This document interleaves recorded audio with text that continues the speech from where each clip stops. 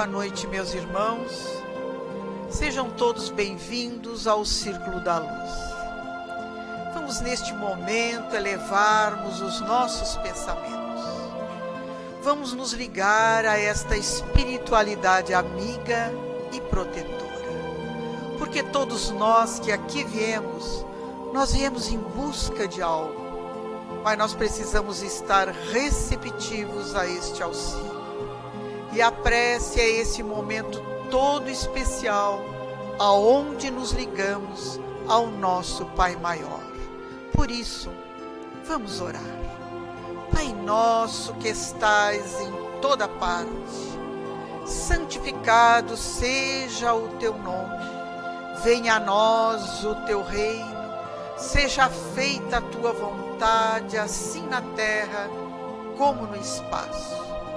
O pão nosso de cada dia, dá-nos hoje.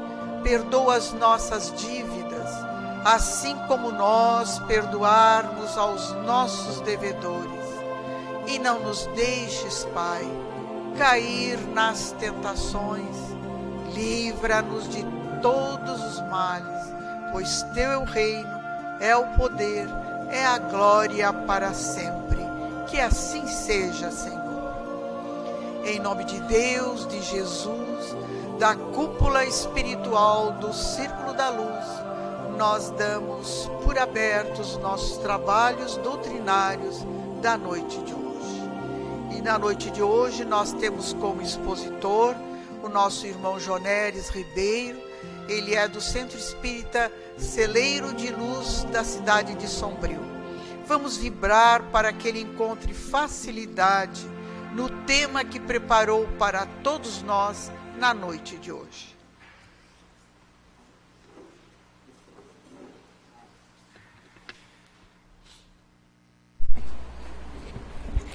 Boa noite a todos, estejamos com Deus. Hoje, para o estudo desta noite doutrinária, queremos falar um pouco do amor. Porque muitas das vezes a gente acha que a gente não aprende pelo amor. Que na maior parte das vezes, somente quando a dor se impõe, que nós aprendemos, que nós assimilamos. Mas nós vamos ver num trabalho desenvolvido pelo Espírito Hamed, na obra Renovando Atitudes, pelo médium Francisco do Espírito Santo Neto, ele vai desenvolver de uma forma magistral uma passagem do Evangelho segundo o Espiritismo, que nos faz remeter e repensar se realmente nós precisamos aprender somente pela dor. Será que somente a dor é o mecanismo mais preciso da vida para nos conduzir ao Pai? Mas ao mesmo tempo que nós pensamos nessas colocações do Espírito Hamed e o ensinamento dos Espíritos na obra basilar da codificação espírita, nós pensamos também na fala de Pierre Janet, ele que foi um psicólogo, um neurologista do Hospital Salpêtrière, na França, no século XIX. Ele vai trazer que para nós aprendermos, para nós assimilarmos, para nós criarmos padrões em nossa intimidade, nós temos 3 pontos fundamentais: intensidade, duração e repetição. A abreviação fica IDR. Então, tudo que é muito intenso em nossa vida, tudo que dura muito, tudo que se repete, gera um padrão no subconsciente, assim como fala o Espírito Joana de Ângeles, na obra O Autodescobrimento.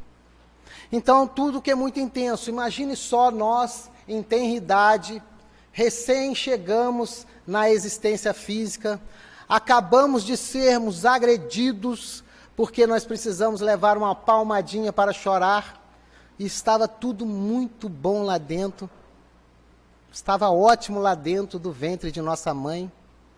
Não é à toa que ontem fizeram nos lembrar das mulheres, sendo que nós deveríamos lembrar das mulheres a todo instante, porque todos nós aqui estamos aqui por causa das mulheres, por causa das mães.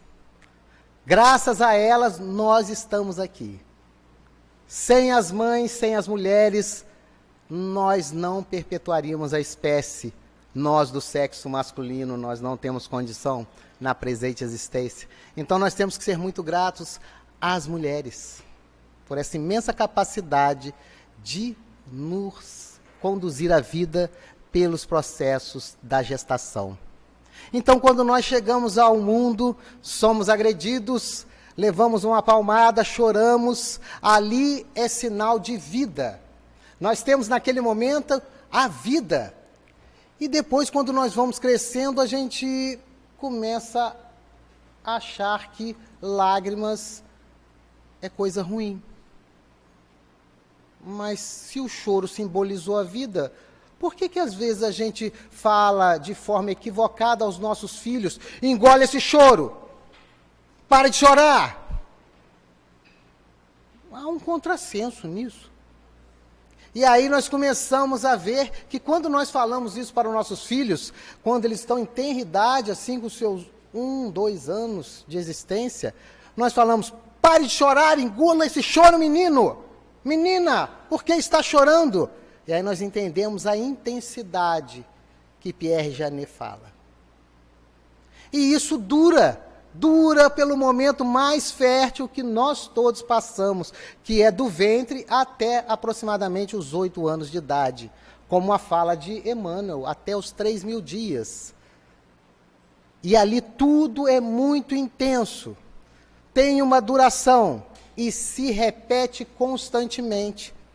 Porque qual criança que não vai cair e se machucar?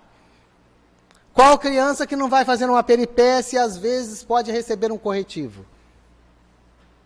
E comumente, essa intensidade para ele engolir o choro, pare de chorar, senão eu te baterei de novo, vai criando um padrão no subconsciente. E nós não paramos para ver o que nós estamos produzindo nesta mente infantil. Nós não paramos para perceber isso. Porque nós deveríamos aprender mais com o codificador. Quando ele fala na questão 685A, que a educação é a arte de formar caracteres, é o conjunto dos hábitos adquiridos. E na Revista Espírita ele vai dar noção e casos variados para se educar os filhos. E um dos pontos notáveis é que vai nos dizer que nós precisamos usar o mesmo tom de voz para corrigir e também para elogiar. Mas nós, na hora de corrigir, nós gritamos, nós elevamos o tom de voz, mostramos aquela carranca para os nossos filhos, com raiva, como se eles tivessem noção de tudo na vida. Recém saíram de dentro do ventre da mãe, nós queremos exigir coisas que nem nós somos capazes de fazer. E ali aquilo é tão intenso, que eles começam a partir desse momento, assim como todos os nós aqui presentes, a esconder o nosso lado defeituoso, o nosso lado das imperfeições, a nossa sombra.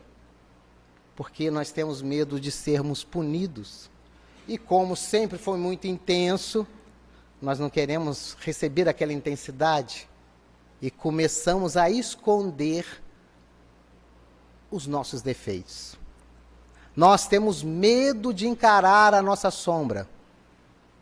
E às vezes nos perdemos quando vamos para o nosso lado luz e nos fascinamos com a nossa luz. Porque todos nós carregamos potencialidades, carregamos virtudes, carregamos qualidades. Muitas das vezes temos uma qualidade notável e achamos por causa dessa qualidade, quando nós fascinamos com um ponto, que todas as outras coisas nós fazemos bem e não é bem por aí. Senão nós não estaríamos mais reencarnando. Então o processo que Pierre Janet vai nos trazer, dessa intensidade, duração e repetição, é o mesmo processo que a divindade se utiliza conosco. Só que de uma forma equilibrada, harmônica. Porque nós temos inúmeras vidas. Nós temos aí, através da reencarnação, inúmeras oportunidades para progredirmos, para evoluirmos. Olhe, a duração é a eternidade. E vamos repetir, repetir, repetir, repetir. Quantos de nós aqui presentes já não ouvimos diversos temas muitas vezes aqui? Uns até chegam ao ponto de falar: eu não vou mais lá não, porque sempre se repete, se repete, se repete. Mas esse é o processo de aprendizagem. Se não fosse assim, Deus não daria as inúmeras existências para nós. Então nós vemos a precisão do aprendizado. E vemos a importância de nós, os adultos, já detendo o saber espírita, que nós temos que cuidar bem da forma como nós estamos conduzindo nossos filhos e também como está a nossa vida de relação.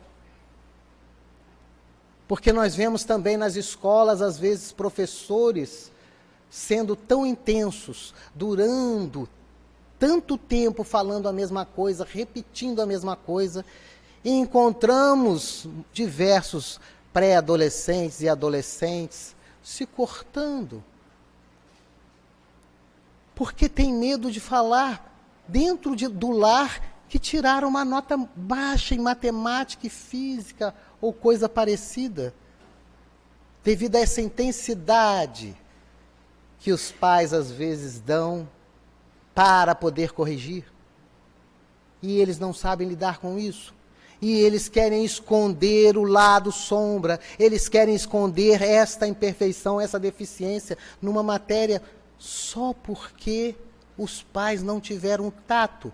Porque às vezes reproduzem o que aprenderam também com seus pais, que foram muito intensos, que duravam, que repetiam. Uma forma às vezes equivocada, mas não deliberadamente, mas por ignorância. Então que tenhamos a atenção no que nós estamos fazendo, na nossa vida de relação uns com os outros, seja na condição de pais com seus filhos, seja na condição de filhos com seus pais também. E também no nosso relacionamento de trabalho, no nosso relacionamento social, para que nós compreendamos que amar é bem melhor amar para progredir. E nós desenvolveremos 4 pontos fundamentais. Esta passagem no Evangelho segundo o Espiritismo, no capítulo 5, item 26, a questão das provas, o amor e a mudança. Perguntais se é permitido abrandar vossas próprias provas. Essa questão leva a esta. Os Espíritos sempre nos levam à reflexão, uma proposta que nós possamos exercitar a nossa mente. Porque nós temos uma mente que poderíamos falar didaticamente que ela é trina. Ela se divide em 3 partes. Consciente, que é a parte que é o nosso estado de vigília. Não estamos falando dentro do conceito da psicologia, que não é essa questão. Nós estamos falando de uma metodologia para nós compreendermos a nossa mente de uma forma prática, objetiva, sem complicações, sem muitas terminologias. Não, temos que descomplicar as coisas. Então nós temos o consciente, é o nosso estado de vigília, e o consciente, que é o mais novinho, é aquela ponta do iceberg que todo mundo vê, que nós captamos pelos sentidos. Ele tem a capacidade de raciocinar, memória de curto prazo e também justificar. Nós justificamos tudo o tempo todo. Esse é o papel do consciente. O subconsciente é um departamento do inconsciente, está submerso, é a parte de baixo do iceberg que nós não vemos. Somos nós todos. Nós temos ali o inconsciente que tem um departamento que se chama subconsciente.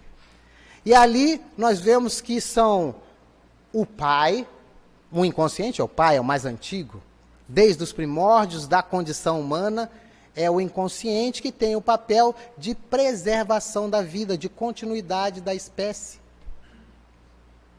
E nós vamos compreender que tudo dentro do inconsciente entra num estado de acomodação, de ociosidade. Não ociosidade no sentido, não, é só não quer gastar energia. Imaginem lá nos primórdios a gente caçando para poder comer, para nos alimentar. Então nós às vezes passávamos horas e horas tentando caçar para poder comer, tendo que ter o cuidado de não ser a comida para outras feras, que também faziam a mesma coisa. Um leão, quando caça, ele vai, come o necessário e depois, sabe o que ele faz? Vai por uma sombrinha, vai descansar, porque ele não pode gastar muita energia, porque depois ele vai ter que ter energia para caçar de novo, ou até para procriar. E também o homem das cavernas fazia a mesma coisa, caçou, conseguiu alimento, foi para sua caverna, vai descansar, porque amanhã tem mais. E também até hoje acontece isso conosco.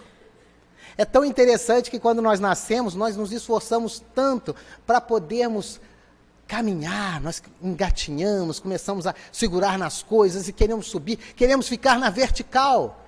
Depois que nós crescemos, nós queremos ficar na horizontal o tempo todo. Vamos ficar na horizontal, e a gente assiste a Netflix, come uma pipoquinha. Nós queremos ficar na zona de conforto. E isso é natural na criatura humana. E isso é nossa herança. E isso foi intenso em nossas vidas. Foi muito durável. Até a gente chegar na condição que nós estamos hoje, levou-se muito tempo. E isso se repetiu por inúmeras existências. Então, quando os espíritos nos fazem isso, eles nos convidam a pensar, a raciocinar. E aí eles levam a esta outra questão. É permitido aquele que se afoga procurar se salvar? Aquele que tem um espinho cravado de o retirar? Nos leva à reflexão. E às vezes a gente tem até preguiça de raciocinar essas questões tão simples. Será que eu vou ficar andando com espinho na carne? Ou eu vou retirá-lo? Só que às vezes nós queremos continuar com o espinho cravado na carne. Porque às vezes nós temos um ganho secundário. Às vezes ninguém me nota, ninguém me observa, sou deixado de lado, de canto. Mas aí eu falo, eu vou me matar. E aí eu faço uma tentativa, não logro êxito, aí vou parar no hospital daqui a pouquinho. Aquela mesma família que dizia me amar quando nasci, que tinha desaparecido, agora aparece todo mundo me rodeia. E aí eu começo a pensar, olha só, está todo mundo aqui. Antes ninguém me notava. Estava lá, altas horas na internet, nos joguinhos, uma angústia que eu não sabia por quê. Tinha uma insônia que eu não entendia por quê. Um vazio que me consumia. Ninguém me notava, ninguém me via. Só viram quando encontraram, às vezes, um maço de cigarro na gaveta ou um papelote de cocaína. E aí a mãe, meu filho está se drogando. Será que ela não observou os sinais que ele estava dando antes, não? Agora o problema é a droga. Por que ele teve que criar um vínculo afetivo com a droga? Por que ele teve que criar um vínculo afetivo com os alcoólicos, o tabaco ou a gula? Nós às vezes não nos damos conta. E aí ele chega num extremo da sua angústia e atenta contra a própria vida. E aí ele percebe que todo mundo está lá. Todo mundo está em volta dele. E daqui a pouquinho ele já volta para casa. E aí quando as pessoas afastam um pouquinho, ele já fala, olha que eu me mato, hein? Olha que agora eu acerto, hein? E tem um ganho secundário aí. E às vezes a gente não se pergunta se a gente não está cheio de ganhos secundários em nossa intimidade. Porque às vezes queremos ser os coitadinhos, para que todo mundo fique em torno de nós. Às vezes queremos ser um mártir, queremos salvar a todos, queremos ser super-heróis da vida alheia. E somos capazes de ajudar todos à nossa volta, mas não nos ajudamos. Não somos capazes de perceber o que precisamos trabalhar em nós, descobrir em nós. E os Espíritos continuam. E aí vão falar das provas. Contentai-vos com as provas que Deus vos envia, e não aumenteis sua carga, às vezes tão pesada. Olha como que a gente gosta de complicar a nossa existência, né? Nós, antes do berço, fazemos a escolha do gênero de provas que iremos passar, mas quando chegamos aqui, esse mundo é tão maravilhoso, esse mundo é tão belo. Qual de nós não vai dizer que esse mundo é maravilhoso? Qual de nós aqui, de Santa Catarina, principalmente Criciúma e algumas cidades aos arredores, não foi ver as maravilhas do mar nesta temporada? A cidade parece até deserta. As pessoas vão tudo para a praia. É um planeta lindo. As pessoas são belíssimas. A gente começa a ver como que todas as pessoas são belíssimas. A diversidade é muito mais bela que um jardim de flores. Porque a diversidade é muito maior. Às vezes a gente confunde as flores achando que são até iguais, de tão parecidas que são. Mas o ser humano não. O ser humano é extraordinário. Não existe um igual ao outro. Não existe nem os dedos de uma mão igual da outra. E às vezes a gente não fica maravilhado de estar na condição humana. A gente não consegue apreciar a beleza das outras pessoas. E às vezes a gente, dentro daquele processo de muita intensidade, muita duração e muita repetição, eu tenho vários preconceitos. Eu acho que existe negro, eu acho que existe branco. Eu acho que existe catarinense, carioca. Eu acho que existe homossexual, heterossexual, bissexual, transexual. Pessoas com necessidades especiais, autistas, síndrome de Down. Isso são padrões. Porque lá no fundo, na essência de todos nós sabemos que nada mais somos que espíritos imortais. Na condição humana, somos todos seres humanos, diferentes, graças a Deus. E nós não nos damos conta disso. E aí nós vamos ver que há um binômio que foi repetido intensamente em nossas existências. E por isso que às vezes a gente acha que só pelos caminhos da dor que nós lograremos a paz tão almejada, o processo evolutivo tão desejado, que é o binômio dor-castigo. Nós vamos ter que sofrer. Porque lá já começava a lei de Talião, olho por olho, dente por dente. Essa é uma herança judaico-cristã que nós carregamos. Não, e quantos de nós às vezes fala, não, ele está fazendo isso, na próxima ele vai sofrer. Queremos saber mais que Deus. Queremos saber o que o outro vai passar. Não, porque ele é alcoólatra, ele bate na esposa, ele faz isso, ele faz aquilo, vai passar tudo também na próxima. Como que nós podemos nos arvorar em dizer coisas que somente o Pai Celestial e a equipe de espíritos que nos auxiliam tem a capacidade de saber? Que presunção é essa nossa? Porque nós não encontramos isso nos ensinamentos dos Espíritos, nem no Evangelho de Jesus. Porque no Velho Testamento há um conflito ali, porque há questões de histórias e leis civis misturados no meio de tantos ensinamentos. Mas no Novo Testamento, não. O Novo Testamento é bem preciso. E como a gente não compreendia ele devidamente, teve que ser enviado o Consolador prometido, para tirar o véu de alguns pontos que não ficou tão claro para nós. E nenhum de nós pode falar que é complicado. Porque Kardec e os espíritos, eles fizeram de uma maneira muito simples. A única complexidade é a gente viver esses ensinamentos. Porque nós vemos produzindo isso tanto em nossas existências, que não vai ser de uma noite para o dia que nós vamos mudar certos hábitos em nossa intimidade. A gente até acredita que a gente é que decide as coisas. Será que nós decidimos? Será que é o consciente esse que todo mundo vê que decide?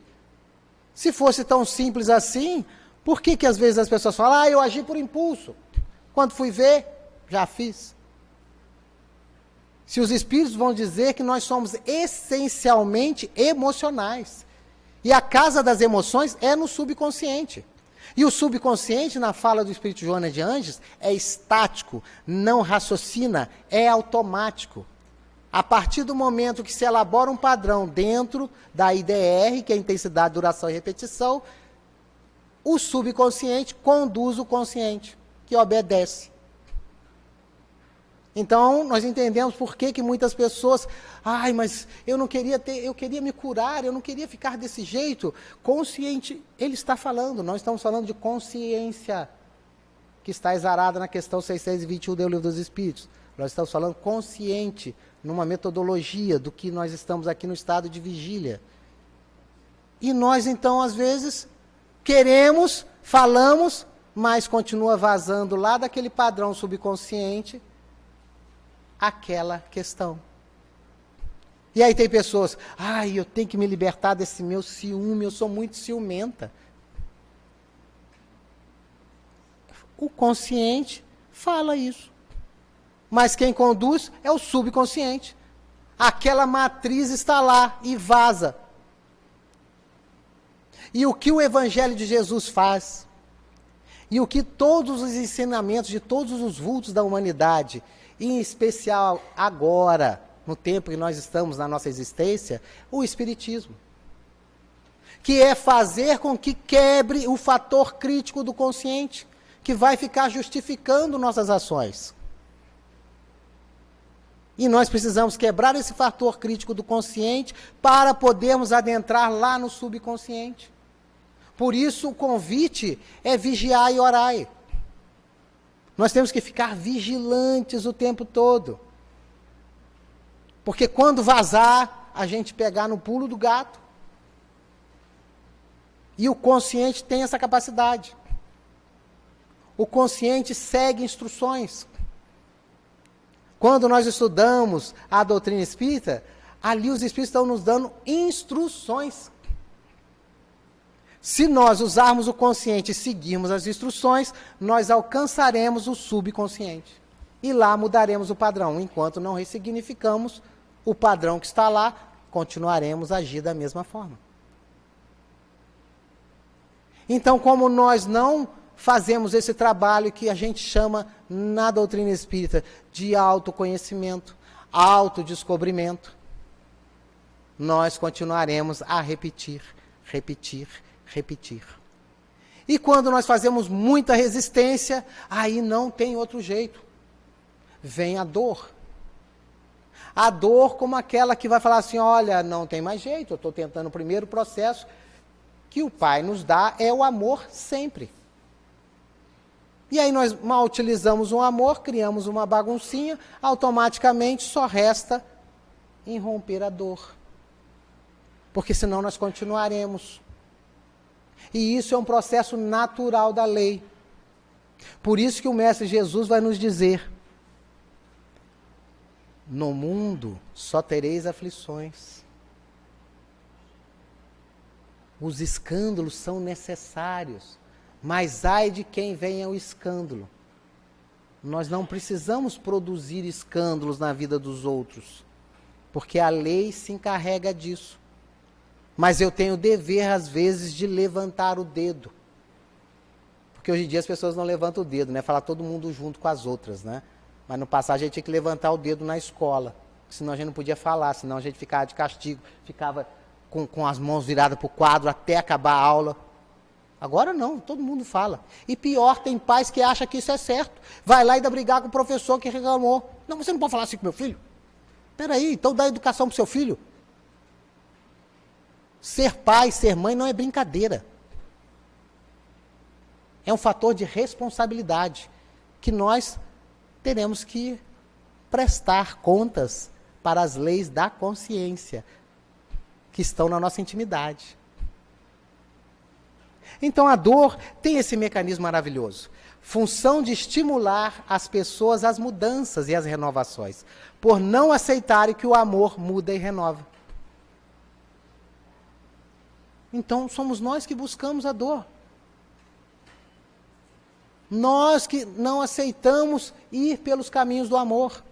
Se nós pegarmos a obra O Consolador, pelo Espírito Emmanuel, psicografia de Francisco Cândido Xavier, ele vai dizer, quando fazem uma pergunta muito interessante, e ele vai falar do Cristo, Emmanuel vai responder e vai falar do Cristo. Cristo foi um dos poucos eleitos que ele pegou o caminho e seguiu reto.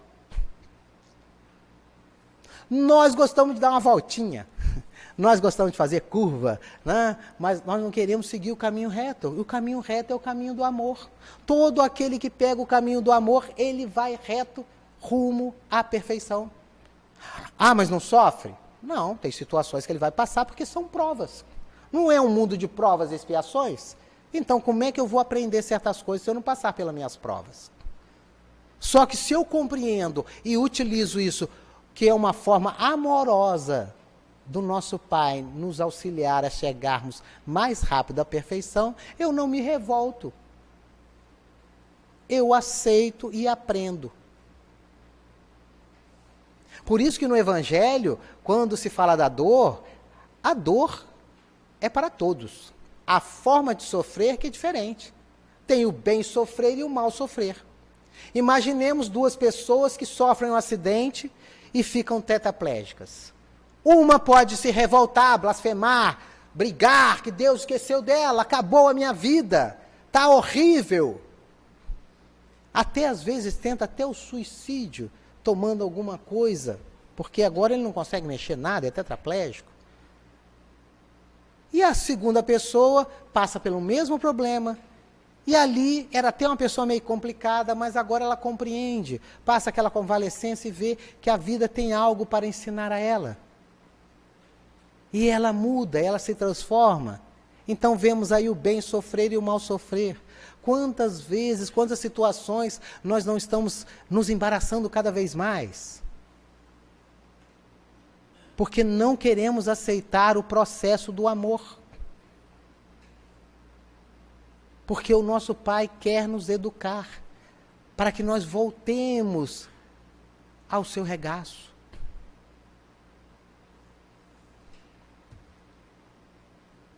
E nós temos uma exaltação à falta e à punição.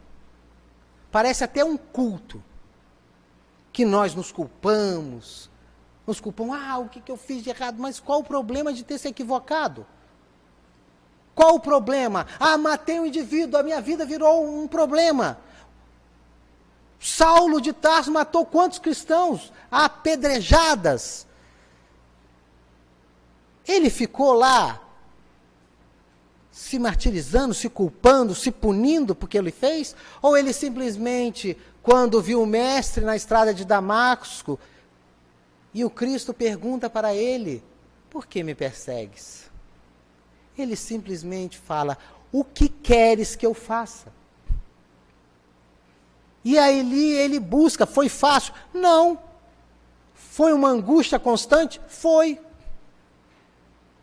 Tanto é que a fala dele é dizer que o bem que ele queria fazer, ele não fazia. Mas o mal que ele não queria, ele fazia. Porque é o processo que todos nós estamos nesta caminhada. Me equivoquei, simplesmente agora vou usar a instrução lá da obra Céu e Inferno, Código Penal da Vida Futura. Allan Kardec desenvolvendo um texto extraordinário, que deveria ser decorado pelos espíritas e pelos nossos juízes de direito, e todos os advogados. O primeiro momento, eu preciso me dar conta do equívoco que eu cometi, que é o arrependimento. Então, eu me dou conta que eu me equivoquei, me arrependo. mas não basta por si só. Ainda preciso expiar. E se a gente pegar a etimologia da palavra, tornar, piar puro, tornar puro. Porque em essência nós somos puros. Só que eu desvirtuei pelo meu livre-arbítrio. Então agora eu vou expiar. Vou sofrer as consequências da minha escolha. Nada mais. E aí eu torno isso neutro. Então, eu usei de primeira o amor, criei um embaraço, me dei conta que criei um embaraço bem da fala do filho pródigo, que ele caiu em si.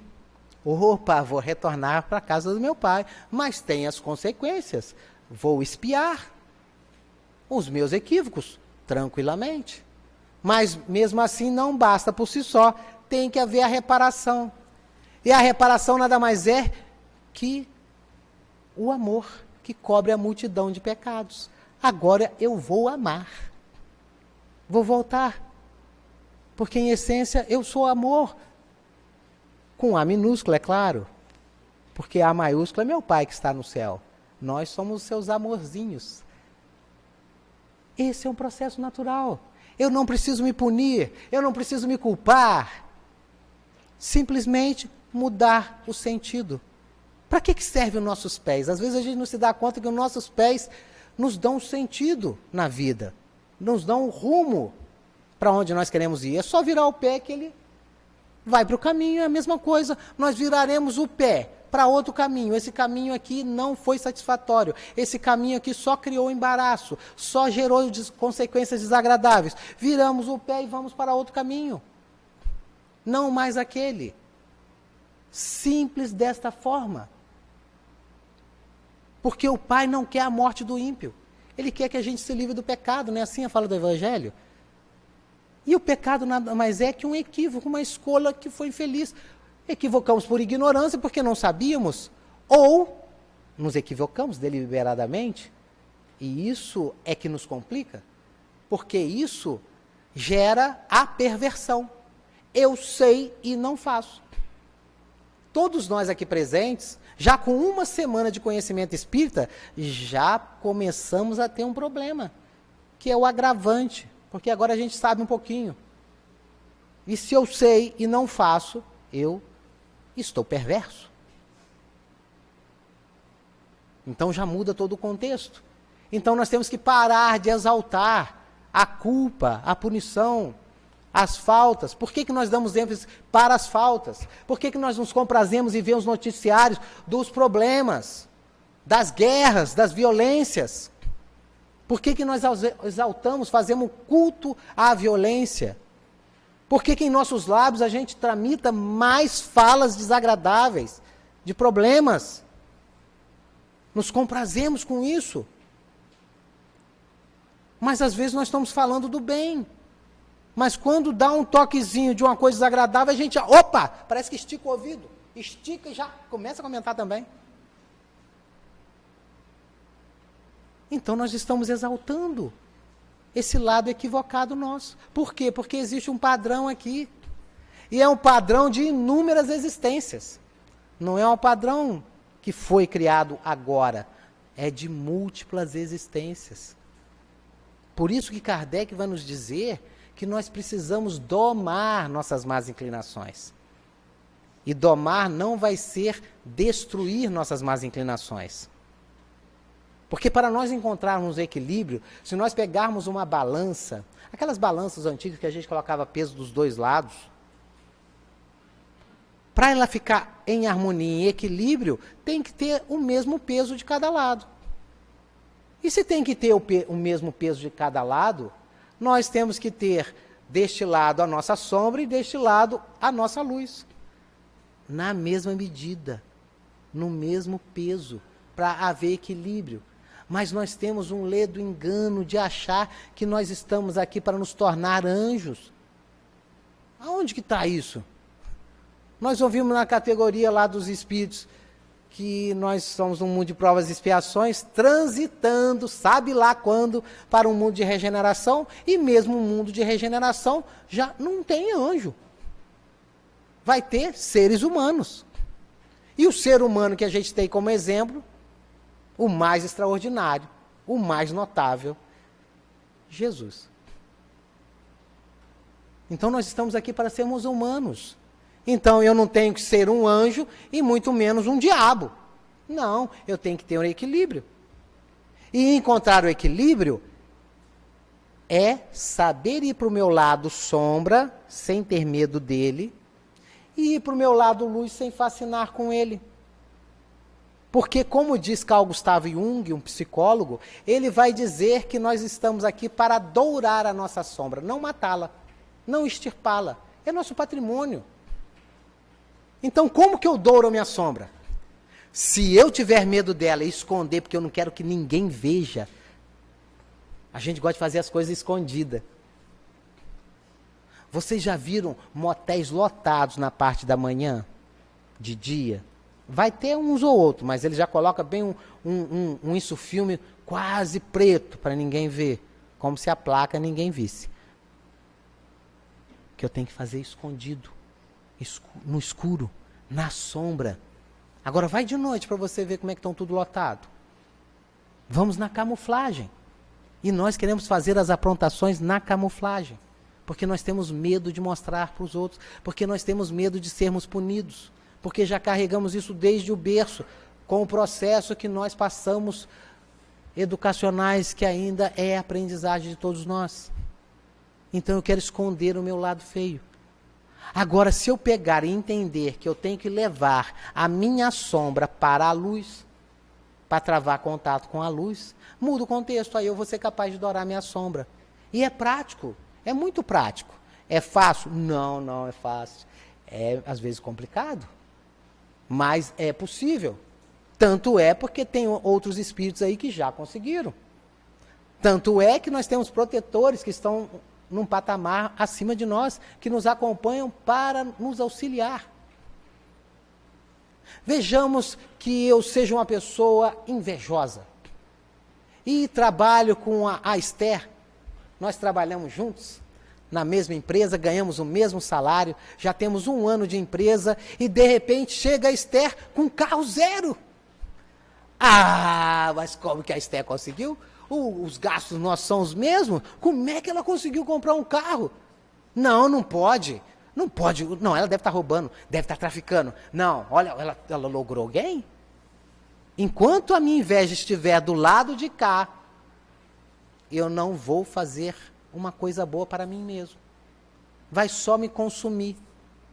Agora, se eu levo a minha inveja para o lado da luz, faço a minha inveja, que é minha sombra, ir para o lado da luz, eu vou chegar, Esther, Esther, nossa, você chegou com aquele carro ontem ali, mas eu senti uma inveja de você.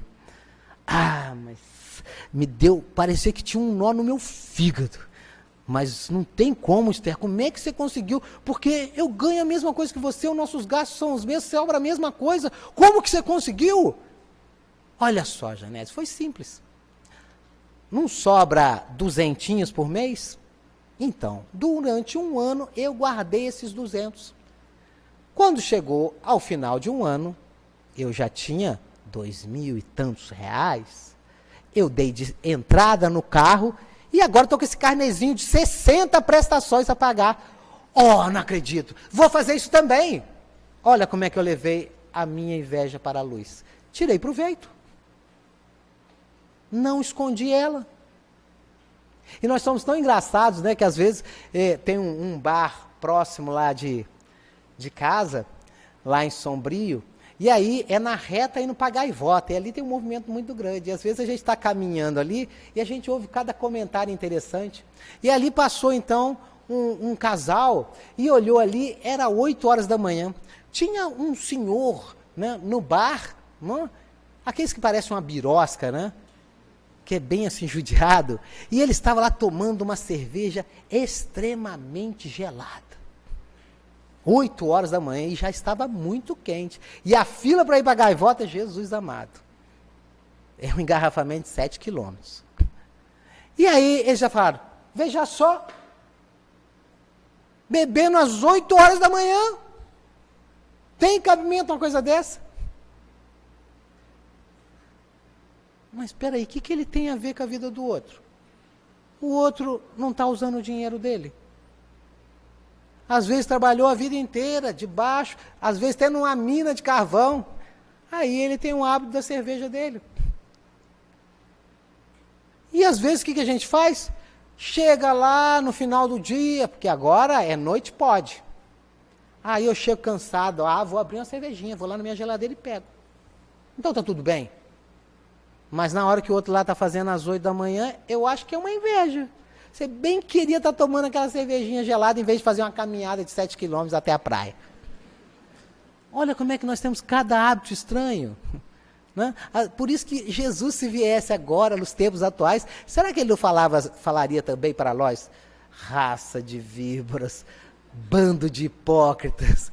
Será que não falaria para nós? Só que acho que ele ia falar com muito mais rebuscado, né? Usiam as palavras, né? Falaria assim, quando a gente está falando da vida alheia, sendo maledicente, né? Ai, mas que irmãos pusilânimes, que não conseguem reconhecer suas falas, os seus equívocos. Então só mudaria o termo, mas falaria a mesma coisa, porque a gente continua agindo da mesma forma. Só ficamos mais bonitinhos, mais bem trajados. Agora nós temos aviões, nós temos carros, transitamos com mais facilidade, não usamos mais aqueles panos, né?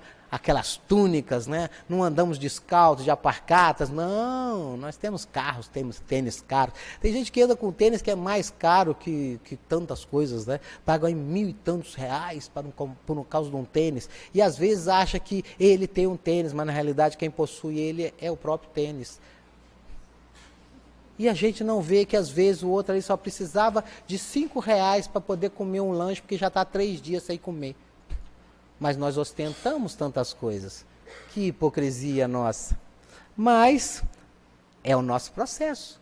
Mas aí o amor, ele continua na mesma passagem. Ouviste o que foi dito, olho por olho e dente por dente. Ao culto, ao castigo, ao crime e à punição. Isso está em Mateus, capítulo 5, versículo 38. E ele continua. Eu, porém, vos digo para não se opor ao malvado. Pelo contrário, ao que te bater na face direita, vira-lhe também a outra. Mateus 5, 39. E aqui, muitas vezes, a pessoa acha que vai virar a cara para o outro bater. Né? Não, já levou um, é melhor se afastar. Mas, em realidade, ele está dizendo para a gente não retribuir o mal com o mal. Porque nós viemos ao mundo para os sãos ou para os doentes? Ele não falou que ele veio para os doentes? E nós viemos aqui para o nosso lado luz? Não, o nosso lado luz já é luz, por que nós vamos preocupar com isso? Foi conquista que já fizemos. Nós viemos aqui para a nossa sombra, o nosso lado doente. É esse lado doente. Aí a gente fala assim, não, eu não vou orar. Aí tem pessoas que falam assim, eu não vou no centro. Já pegamos um amigo que falou assim, não, eu não vou no centro, porque eu bebi barrai, eu bebi muito. Eu estava no churrascado, eu bebi muito. Eu falei, você tem que ir no centro, você tem que ir lá orar, rapaz. Mas eu tomei alto, não tem problema. Como que o seu lado alcoólatra vai travar contato com Deus? Você tem que ir lá, porque lá você vai travar contato com Deus. O seu lado doente vai se tratar com Deus. É para isso que você vai lá. Porque aí ele vai começar a sentir, porque a vibração quando você está num mal-estar assim, pelo menos pela fala de muitos que eu conheço, eles falam que eles sentem um mal-estar, que eles já foram no seu templo protestante, na sua igreja católica e no centro espírita, e eles estavam meio grogue, mas eles ficavam com um mal-estar tão grande, que eles acabaram diminuindo a intensidade e outros até pararam. Porque os espíritos estão trabalhando o tempo todo. Então ajuda a sanear aquele mal. Mas eu não posso esconder isso. Eu não posso esconder isso. Então eu vou fazer comercial para todo mundo. Não tem nada a ver comercial. Isso daí é eu comigo mesmo na minha intimidade. Eu não tenho que ter medo da minha sombra. Eu tenho que trazer ela para a minha luz. E ao que deseja levar-te a juízo para tomar-te a túnica, deixa-lhe também o manto. E quem te compelir a caminhar 1 milha, vai com ele 2. E vai encerrar este capítulo com a fala que nós temos também, um capítulo no Evangelho: sede perfeitos como perfeito é o vosso Pai Celestial. Nós todos estamos neste caminho. Este é o caminho que nós temos que transitar. E nós estamos aqui para fazermos juntos. Não tem como evoluir sozinho. É uma lei de sociedade. Nós evoluímos juntos. Porque eu preciso do outro. Porque o outro, às vezes, é meu espelho, como está lá no capítulo 10, item 9, se não fala a memória do Evangelho. Que seria necessário que eu me colocasse de fora e visse o que eu estou fazendo. Ou se eu olhasse no espelho e visse. E às vezes eu não tenho capacidade de identificar a minha sombra. Mas quando eu percebo no outro, eu vejo no outro, aquilo me incomoda. É porque eu carrego num grau qualquer na minha intimidade. Então, quando nós falamos de autodescobrimento, de conhecimento de si mesmo, implica 2 vias. Não só a introspecção, mas também perceber a minha volta, porque os outros também são meus instrutores. Então, nós fazemos esse trabalho juntos.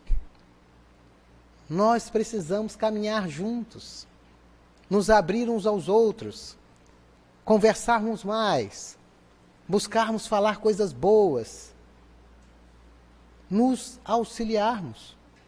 Só desta forma nós seremos capazes de melhorar o mundo e melhorar a nós próprios. Porque nós repetimos, amar a Deus acima de todas as coisas e ao próximo como a si mesmo. Mas às vezes não nos amamos, não amamos o próximo. E às vezes queremos ficar ensinando a Deus o que Ele tem que fazer por nós. Estamos com problema? A gente lembra que o Pai Nosso é: seja feita a tua vontade, ó Pai. Mas na hora da gente orar: ô Pai, eu estou com um problema aqui, ó. Você tinha que pegar e fazer, quem sabe, eu ganhar na Mega Sena, eu fazer isso ou aquilo. Aí eu quero ensinar a Deus o que Ele tem que fazer por mim. Como se Deus não soubesse o que é necessário para nós. E Deus, na sua infinita justiça e bondade, Ele falou: eu não vou nem gastar energia, porque Deus também não gasta energia desnecessário com quem não precisa.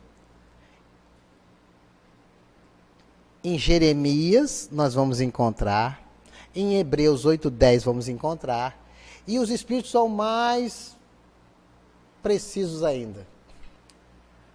Aonde está escrita a lei de Deus? Questão 621. Na consciência. Então nós já fomos criados com as leis em nós.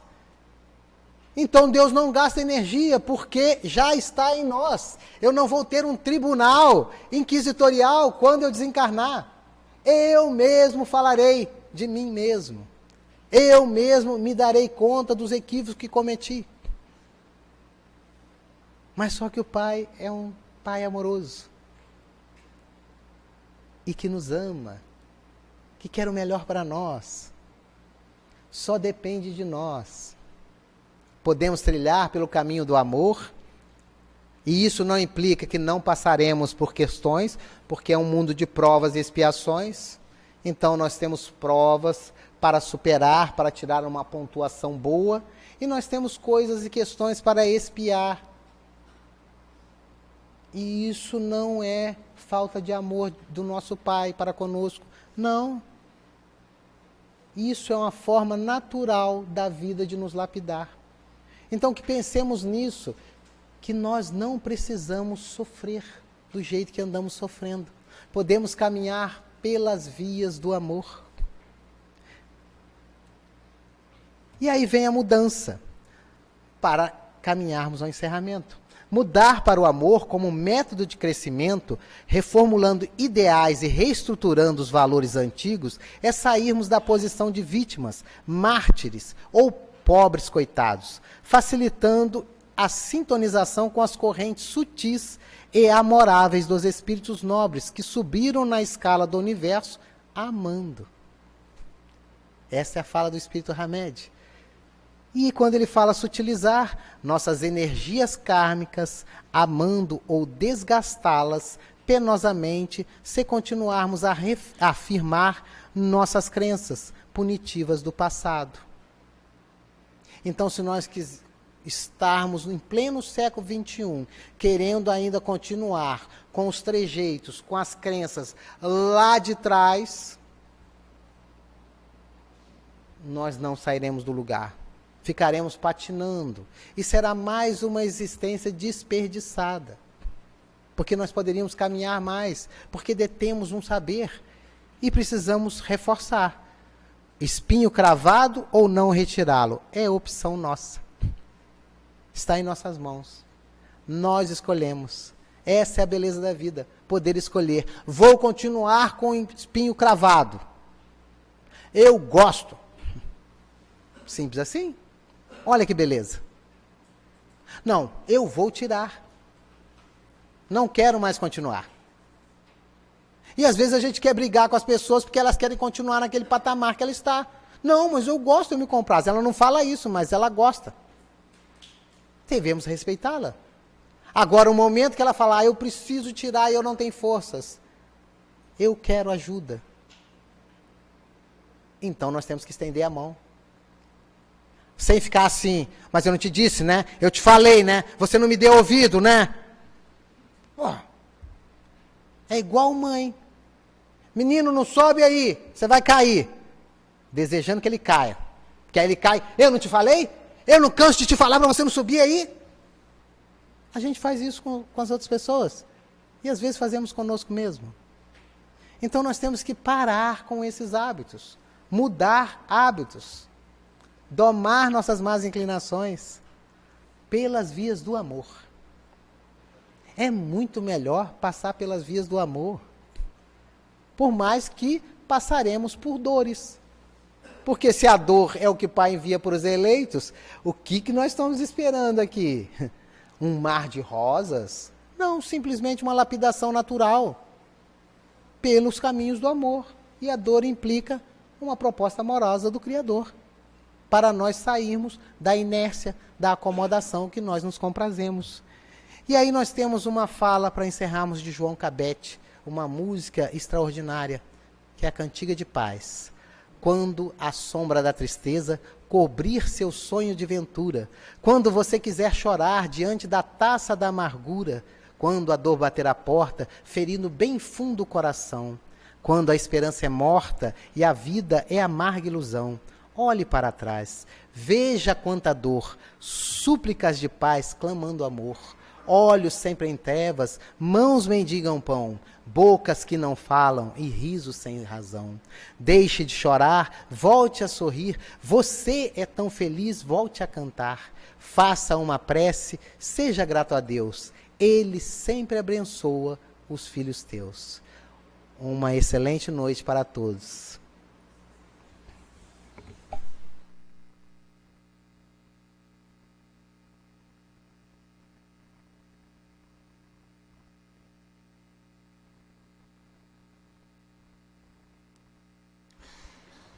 Agradecemos assim ao nosso irmão Joneres pela exposição da noite, né? Nos fazendo refletir nas nossas vidas e o caminho que nós estamos a trilhar e de que forma o estamos trilhando.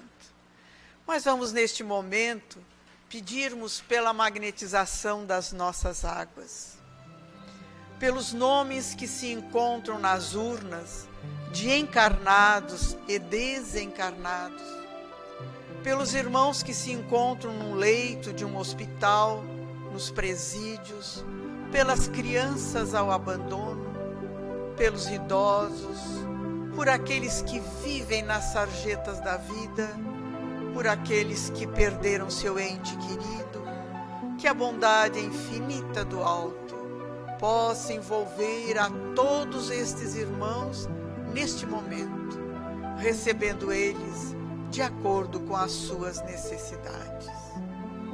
E nós, Senhor, que aqui estamos na Tua casa de amor, conhecendo o Teu Evangelho, procurando colocá-lo nas nossas vidas, mas volta e meia tropeçamos.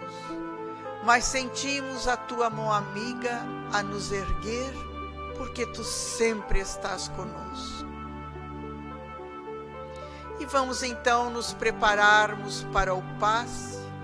O passe é transfusão de energias, onde a espiritualidade amiga e protetora envolve a cada um de nós neste momento. As energias salutares para o refazimento do nosso corpo físico, do nosso corpo espiritual. Vamos sentir como uma luz a penetrar todo o nosso ser, a entrar pelo nosso centro coronário, reabastecendo todos os nossos centros de força. Porque o momento do passe é o momento de amor do nosso Pai para conosco.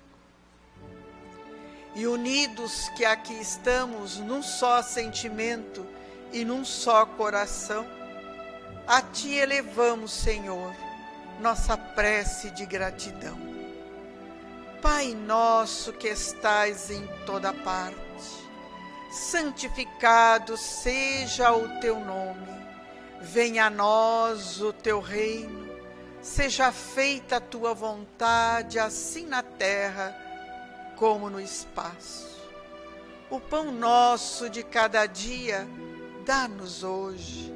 Perdoa as nossas dívidas, assim como nós perdoarmos aos nossos devedores. E não nos deixes, Pai, cair nas tentações. Livra-nos de todos os males, pois Teu é o reino, é o poder, é a glória para sempre.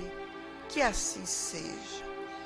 Em nome de Deus, de Jesus, da cúpula espiritual do Círculo da Luz, nós agradecemos a proteção e damos por encerrado os trabalhos doutrinários da noite de hoje, agradecidos também ao nosso irmão Joneres, que Jesus o acompanhe, por ter aceito ao nosso convite de aqui estar. E uma boa noite a todos.